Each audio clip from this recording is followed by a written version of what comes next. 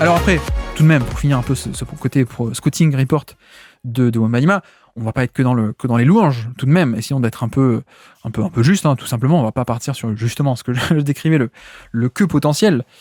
Non, je pense qu'il y a encore des trucs un peu à améliorer ou des trucs encore imparfaits. Notamment, le premier que je dirais, je pense que c'est l'indiscipline défensive.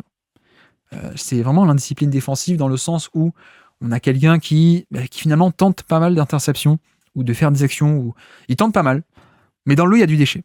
Et là où on peut noter, on peut différencier un certain type de déchet qui serait acceptable et certaines erreurs peut-être plus évitables, non pas inacceptables, mais plus évitables, c'est c'est l'indiscipline. C'est le fait de pas toujours tenter, pas tout le temps, quoi. De savoir bien choisir ses moments. Alors, même quand on choisit, quand on est très lucide, on a toujours du déchet, évidemment, mais il y a parfois un aspect avec Wembanyama où je trouve que c'est un peu la conséquence, sans doute, de qui il est et de son développement, de ce qu'il a connu. C'est-à-dire, ça a toujours, toute sa vie, été le mec plus grand que tout le monde et qui était, comme dit, en plus, il a le cerveau, il a le package complet. Donc, il a toujours su faire des actions et je trouve que, en conséquence de ça, on a quelqu'un qui, on l'a vu cette année en NBA, qui tentait pas mal. Et ça va pas se transposer en termes de fautes. D'ailleurs, on en parlera tout à l'heure. Pas tant que ça, parce qu'en fait, il est plutôt pas mal au niveau des fautes provoquées, je veux dire. Donc ça, c'est pas comme des Marcus Cousins des mauvaises années ou des joueurs un peu comme ça. Ce genre de joueur, d'ailleurs, peut-être un peu aussi parfois le white side des mauvais jours, voilà. Mais c'est plutôt une indiscipline de je me mets un peu hors d'opposition pour tenter de faire un truc. Et je trouve que on voit un peu qu'il a grandi en étant toujours le mec qui pouvait tout faire, en fait. Il avait pas de limite. Et donc, quand il y a un peu ce côté, j'ai toujours été habitué à pouvoir le faire, pourquoi est-ce que je m'empêcherais, quoi. On voit aussi ça avec, vous savez, en termes de scouting, on le voit aussi beaucoup avec des joueurs, notamment des drivers, des gros drivers qui, en fait, en lycée, dans les années lycée, sont juste plus grands et plus costauds que tout le monde. Et donc, ils n'ont jamais forcément appris à avoir un peu plus de nuances dans le drive. Ils n'ont jamais développé peut-être le dribble. Ils n'ont jamais développé les changements de direction, tout le côté skills un peu et savoir-faire. Et donc, ils arrivent en NBA. Et là, le différentiel physique, il n'existe plus avec les athlètes d'élite en NBA. Et j'ai pas le jeu qui va avec parce que je peux pas contourner l'obstacle parce que j'ai jamais appris à le faire. Et en un sens, je pense qu'on a un peu de ça, un peu avec Wembanyama parfois il est hors d'opposition, parfois on sent qu'il essaie un peu de venir faire un stunt ou de venir faire une aide ou de tenter l'interception ou de pas être complètement sur son attaquant parce qu'en fait il a un tel volume, vraiment un volume de vitesse plus centimètre, ce qui fait que il peut aller partout en un temps record. Il a un tel volume of ball, peut-être le plus grand de l'histoire d'ailleurs, je pense, qu'en fait il se pose même pas la question. Parce que ce volume of ball lui confère et lui a toujours conféré une marge d'erreur absolument implacable, phénoménale. Et je pense qu'il l'a encore. Je pense qu'il a encore une marge d'erreur, la plus grande marge d'erreur de NBA.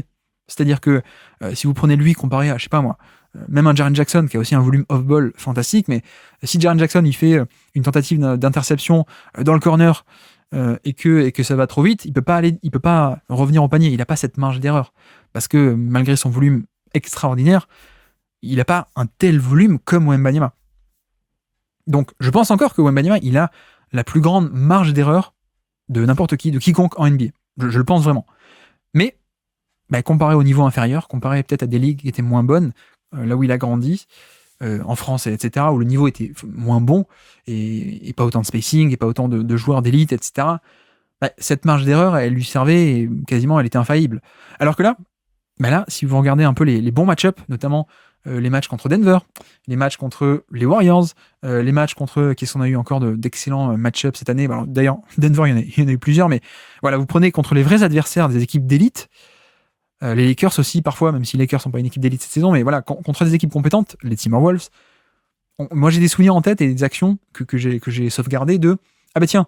Là, il fait un pas de côté de trop, il essaie de faire une pression sur le ballon, il essaie de venir s'interposer dans la trajectoire de la ligne de passe, et donc, il se découvre un peu, et dans le dos, ça plonge, quoi. Et contre le pivot moyen de France en LNB, en proie, ça pouvait passer, en NBA, parfois, contre les meilleurs, ça passe pas, quoi. Donc je trouve que, pour pas faire un tableau tout blanc, tout noir, et absolument parfait, et dégouliné, et continuer à fantasmer, non, sur le profil de Wembanyama, non. Il y a quand même des nuances à apporter. Pour moi, c'est un premier point. Une petite nuance, c'est attention, pas attention, non, parce que c'est pas hyper grave en soi, mais je trouve qu'on a encore cette légère imperfection de l'indiscipline défensive, qui est la conséquence, à mon avis, depuis toujours, je suis capable de tout faire, donc, donc je suis un peu encore dans ce mode-là, alors que face aux meilleurs, mais parfois, la NBA, comme beaucoup le répètent parfois, hein, la NBA, ça se joue à un pas près. Ça se joue parfois à 50 cm de je suis un peu trop à l'intérieur, un peu trop à l'extérieur. Voilà, c'est une ligue où le niveau de talent, d'exécution est absolument fabuleux, quoi. Et donc, face aux meilleurs, bah, si t'hésites un peu, si t'exagères un peu dans ton positionnement, si tu tentes un peu trop, bah, les meilleurs, ils vont te punir. Donc voilà, indiscipline défensive, pour moi, c'est un élément. C'est un élément qui faisait qu'il offrait des positions à Jokic à l'intérieur, qui faisait que, voilà, des petits trucs comme ça. Un autre, c'est évidemment la puissance. Mais ça, vous n'avez pas besoin de moi pour le savoir, il est encore assez fin. Mais je pense que c'est un défaut. C'est plus un défaut qu'une limite, déjà, premièrement. Parce que limite, ça voudrait dire que c'est un peu inchangeable, un invariable, alors que je pense que non. Je pense que c'est quelqu'un qui a une très très bonne charpente qui va être remplie. Il est encore très jeune, très fin, mais à mon avis, ça va largement s'améliorer d'ici du court au moyen terme. Et puis l'autre aspect, c'est que, en fait, j'ai presque envie de dire que presque ça n'importe pas. Presque, hein, je dis presque. Hein. Mais presque, c'est pas primordial, parce que, notamment des affrontements déjà face à Jokic, pour prendre un peu celui-ci, bah, même face à Jokic, le manque de puissance, on le voyait pas tant que ça, quoi. En tout cas, il est arrivé à faire autrement. Parce qu'en réalité, il est à ce point grand, et à ce point long, et il a à ce point ce surplus de centimètres que, bah ouais, tu peux me rentrer dans le lard et tu peux arriver à me faire bouger de mon spot, mais sauf que par-dessus, tu vas essayer de tirer et il y aura mes bras, quoi. Je caricature un peu, mais on a littéralement vu ça cette année. On a vu des fois où le match-up direct essayait de l'enfoncer et arrivait à l'enfoncer, mais sauf que derrière, la taille était trop grande, l'envergure était trop grande. Donc, presque en un sens, c'est un défaut qui, oui, existe et face à certains match-up et parfois ça bloque. Mais d'une part, il peut être modifié avec le temps, premièrement. Et deuxièmement, c'est presque un défaut qui ne se voit pas. Et c'est là-dessus où moi, je trouve qu'il y avait un peu une surréaction en début de saison, en pré-saison, de dire il pourra jamais jouer pivot, il pourra pas résister au contact, non, il faut qu'il joue poste 4. Bon, déjà, c'est un peu une vision à l'ancienne de comment est-ce qu'on conceptualise la défense. Hein. C'est plus la défense de post-up nécessaire comme avant, c'est plus du 1 contre 1. Il y a aussi, même s'il se faisait enfoncer au poste bas, je veux dire, il y aurait d'autres qualités à son profil en termes de protection de panier off-ball. Et puis non, en fait. En fait, non. Il a beau être léger, en fait, il est à ce point grand et à ce point long que presque une majorité de fois, ça n'importe pas. Et même, pour vous dire à quel point ça n'importe pas, souvenez-vous le match-up, alors c'était pas le tout dernier, c'est l'avant-dernier match contre Denver et contre Jokic. On en avait parlé dans le Basket Lab, sur une hebdo, mais quelle est la stratégie qu'a fait Jokic contre Wembanyama? C'était pas d'aller au contact. Alors que Jokic, il va au contact contre n'importe qui. Hein. mais Jokic, contre Wembanyama, la stratégie, c'était ah bah tiens, je vais déclencher mon flotteur le plus loin possible, le plus tôt possible, pour le prendre par surprise. Et pour en fait arriver à faire partir le tir par-dessus toute la longueur de Wembanyama. Et en effet, la magie de Jokic, c'est qu'il arrivait avec son toucher de balle à faire partir le ballon et à marquer un nombre de flotteurs spectaculaires par-dessus toute la longueur de Wembanyama, qui sautait avec une fraction de seconde trop tard, qui n'arrivait pas à contrer. Jokic arrivait à marquer tout ça, mais c'est intéressant de noter. Et si ça vous dit, allez voir ma chaîne secondaire, la chaîne basketball, le Basket Lab extrait, on fait aussi des illustrations vidéo, vous le verrez. J'ai illustré avec les images de match. Vous verrez que sur ce match, il y a un coup où Jokic essaie de l'enfoncer au poste bas.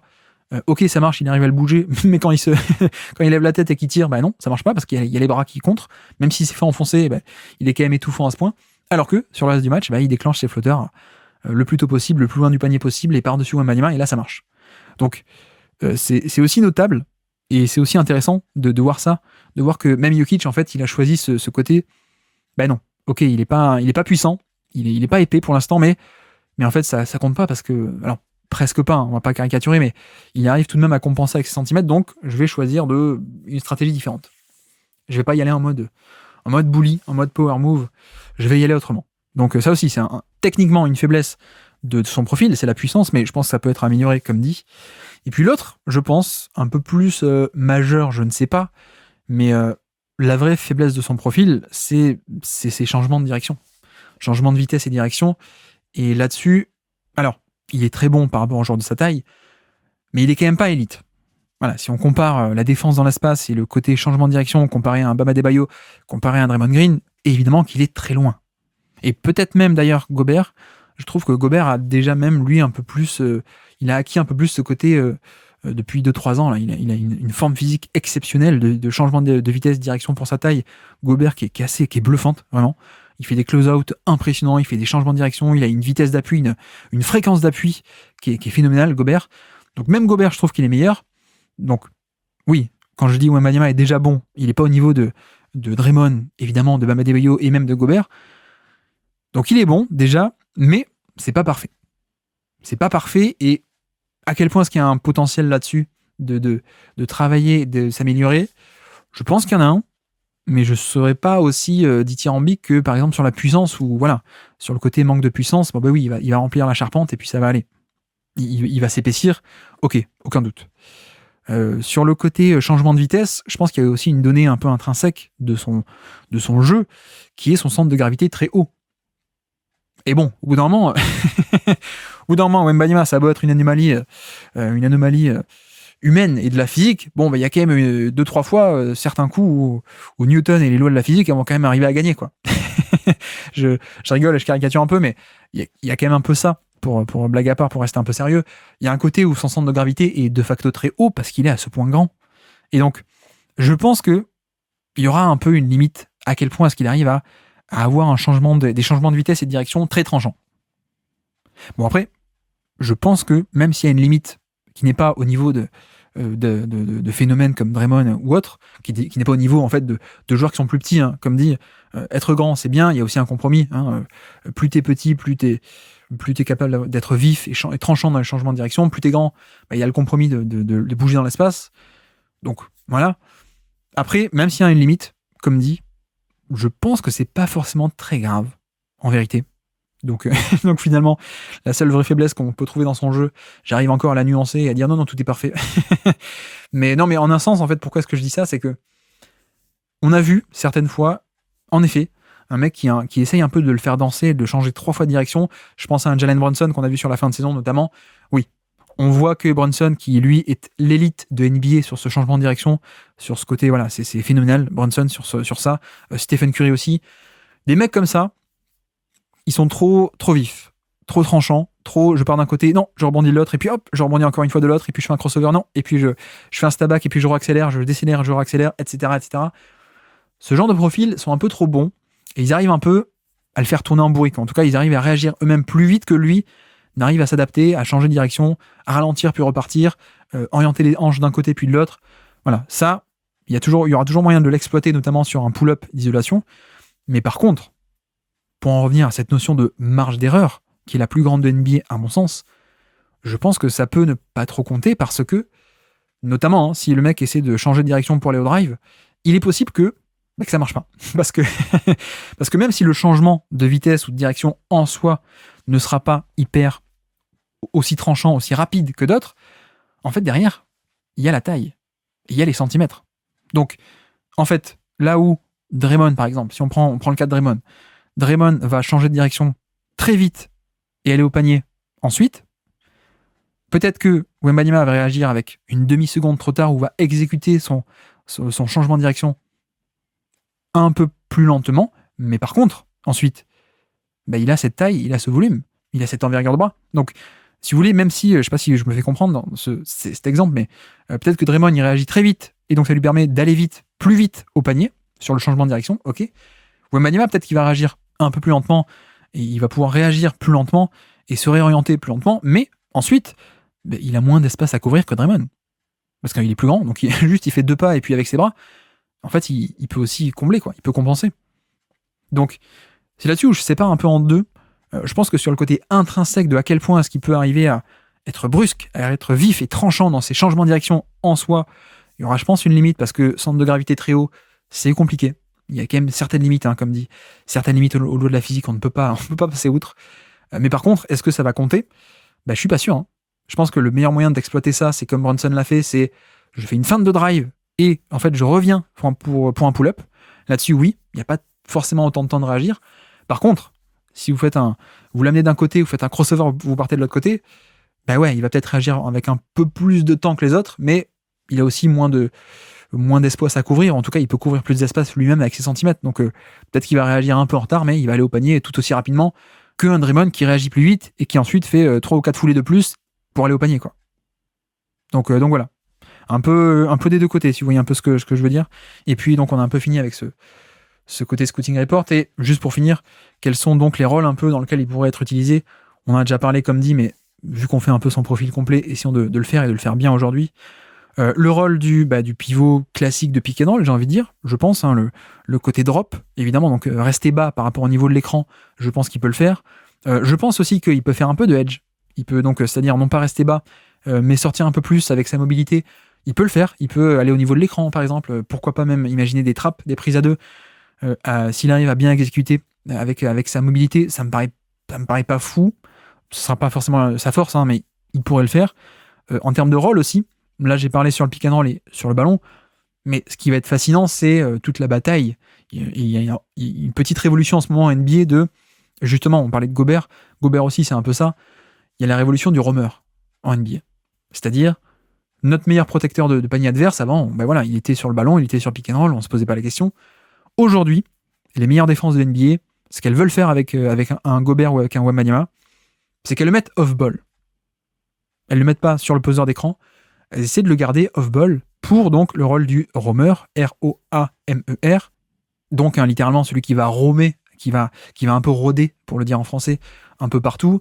Le terme aussi qu'on peut utiliser, c'est le safety défensif, notamment si vous êtes fan de NFL, vous comprenez, ou sinon, pour des standards français ou européens, le libéraux défensif, voilà.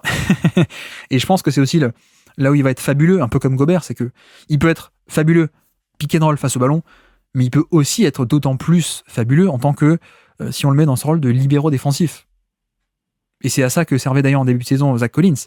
Il était en défense sur le pick and roll, et puis en deuxième rideau, on avait quelqu'un qui était, si tu arrives à passer le premier rideau et tu arrives à passer le pick and roll, t'as Wembanyama qui va être placé sur un non-shooter, ou qui va être placé sur un shooter, un mauvais shooter, qui va l'abandonner, et qui va littéralement avoir cette liberté d'être le libéraux, de pas se soucier de son propre attaquant dans le périmètre, mais de rôder autour du panier, et en fait d'affecter, avec son intimidation, d'affecter toutes les actions au panier. Donc, c'est là que je trouve, et l'utilité de son profil, c'est ça. C'est le drop classique, ok, et le rôle de roamer. Et je pense que ça va être intéressant de voir dans quelle direction on va partir, parce que pour l'instant, à San Antonio, on n'a pas encore d'identité défensive, puisqu'on n'a pas encore d'effectifs compétents, on peut dire, et même pas encore de schéma de qui est-ce qu'on garde ou pas. On a deux, trois pistes, hein, mais on n'a pas une vraie équipe, donc on n'a pas vraiment d'identité défensive.